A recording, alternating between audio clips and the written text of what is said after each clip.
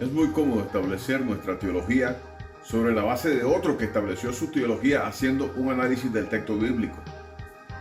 Si estableciéramos nuestra teología en la teología de los primeros discípulos judíos del Mesías judío, con seguridad tendríamos otro tipo de teología que el que poseemos actualmente. El caso es que desconocemos cuál fue exactamente el punto de vista interpretacional de los primeros judíos seguidores del Mesías judío.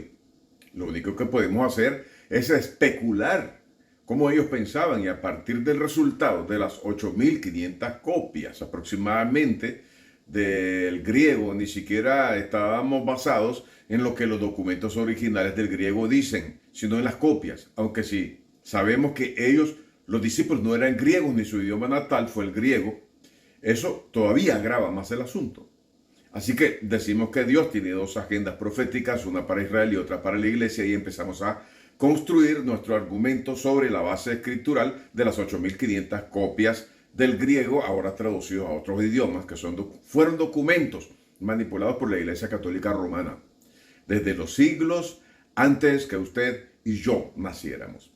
Y decimos que es imposible que la iglesia pase por la tribulación o por la gran tribulación, porque se cree que sucederá en la última semana de la profecía 70 de Daniel, despegada ya por más de 2000 años de las 69 semanas pasadas.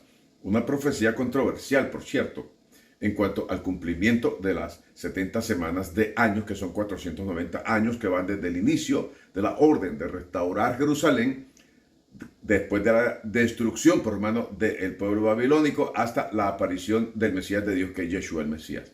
El pequeño problema de estas teologías nuevas surgidas a partir de los años 1800 es que no tienen en cuenta los aspectos teológicos de la fe original del Mesías y los profetas. Por eso arriban a conclusiones a conveniencia, o sea, conclusiones totalmente fuera del contexto real, aunque formando toda clase de malabares con el texto, ellos tratan de explicarlo para justificar su posición. Una vez que el estudiante llega al terreno de la certidumbre por haber estudiado en la dirección correcta, jamás volverá a ser un pretribulacionista, jamás volverá a repetir lo que escuchó de otros.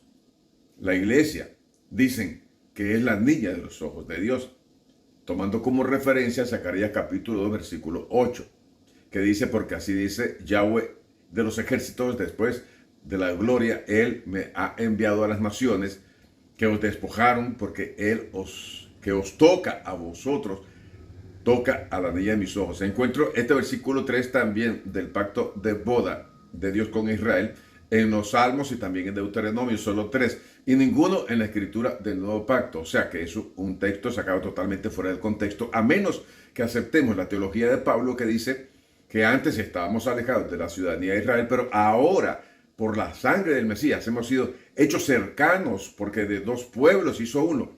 A menos que reconozcamos que por la sangre del Mesías tenemos ciudadanía en Israel como centro en Jerusalén, entonces nosotros somos la niña de los ojos.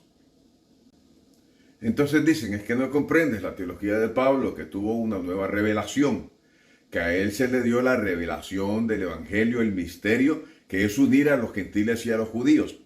Y ahora Israel está puesto de un lado esperando que Dios trate con él cuando regrese Cristo en la tribulación, en el cumplimiento y cierre de la 70ª semana. El misterio escondido desde las generaciones es el Mesías, según Pablo en Romanos 16, 25 y 26. Es el Mesías que estuvo oculto por Dios por generaciones en generaciones. Pero Efesios capítulo 3, el misterio es la unión de los gentiles con el pueblo de Israel para poder tener ciudadanía en Jerusalén. Así que al final de los tiempos, y no en la semana 70 que ya sucedió, Israel sufrirá tribulación. Piense que si la iglesia carnal del siglo XXI no tiene que sufrir nada porque es la niña de los ojos de Dios, ya vimos que ese versículo es para Israel. Entonces, porque Dios permitió que los primeros discípulos murieran como mártires, que muchísimos de los discípulos de todas las generaciones pasaran por la misma prueba de los primeros discípulos, porque Dios permitió que los discípulos de la Edad Media fueran asesinados por la Iglesia Católica Romana, y porque Dios permite que los creyentes hoy en Etiopía y otros países, el día de hoy, sean perseguidos y martirizados. Es que Dios no los ama. Lea el último versículo del capítulo 12 de Apocalipsis. Shalom. Hasta la próxima.